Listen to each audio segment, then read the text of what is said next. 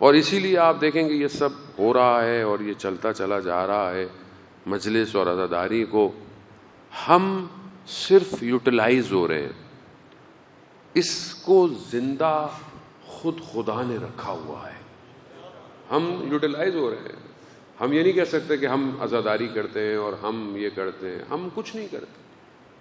ہمارا کام نہیں ہے یہ کام سید الشہداء کا ہے.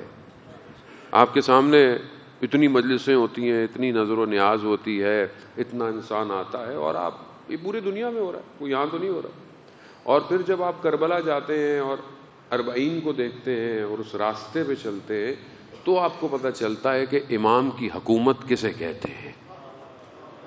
یعنی وہ جو 80 کلومیٹر کا جو پیچ ہے وہ بیسیکلی پریکٹیکل آج کے مین اور مشین کے دور میں آپ کو بتاتا ہے کہ امام کی حکومت ایسی ہوتی ہے جس میں ملینئر بھی واک کر رہا ہے, فقیر بھی چل رہا ہے, ہر آدمی چل رہا ہے, اور ہر آدمی اپنے پورے وجود سے امام کے لیے کچھ کرنا چاہتا ہے. ایک موقف لگا ہوا ہے جو ڈیلی کی ہزاروں ڈالر لاکھوں ڈالر کا خرچہ ڈیلی کر رہا ہے, اور ایک موقف وہ بھی ہے جہاں ایک بچی صرف ٹیشو پیپر لے کے کھڑی ہوئی ہے. حسین کے نزدیک دونوں برابر ہیں.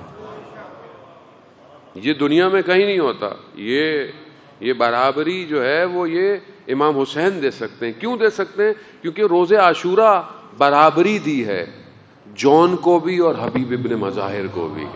مادے میں رہیں گے آپ کو سمجھ میں نہیں آئے گا. آپ کو یہ محسوس کرنا پڑے گا. دنیا کا میڈیا اس لیے تو اترا ہوا ہوتا ہے اربعین پہ. یہ انڈرسٹینڈ ابھی تک دنیا چھپاتی رہی ہے, نہ دکھائیں, بٹ اسٹل آپ کے سامنے جرنلسٹ آ رہے ہیں, دنیا کو یہ خبر آہستہ آہستہ مل رہی ہے. اور اب انشاءاللہ تو حالات ایسے ہیں کہ دنیا اور زیادہ فوکس ہوگی کہ یہ حسین کون ہے کہ جو 61 ہجری میں آیا تھا اور ابھی تک لوگ اس کے راستے پر اپنے آپ کو کٹانے کے لیے تیار ہیں.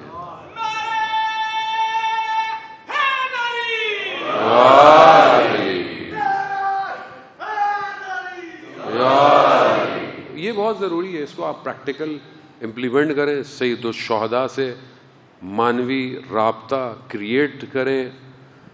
سید الشہداء ہی وہ مانوی راستہ ہے کہ جو انسان کو متصل کر سکتا ہے. امام کسی کی کوئی چیز نہیں چھوڑتے. اقبال الاعمال میں روایت ہے باب زیارت کے باب کے اندر کہ جو شخص سید الشہداء کی زیارت پہ جاتا ہے امام اسے اس کے آباء و اجداد کے نام کے ساتھ پہچانتے ہیں. امام پہچانتے ہیں. ایسا نہیں ہے کہ آپ بولے میں آ رہا ہوں, نو بڈی نوز کا کوئی مسئلہ نہیں ہے, but he knows who's coming. وہ جان رہے ہیں کہ کون آ رہا ہے. تو اپنے آپ کو آیت اللہ شمس الدین بیان کرتے ہیں, کاشان کے ایک عالم دین تھے, مجلس پڑھتے تھے, مشہور خطیب تھے. اچانک سے ایک بوڑھی سی خاتون جو تھی وہاں پر, اس نے ان کو روکا کہ شیخ ہماری بھی مجلس پڑھ دیں.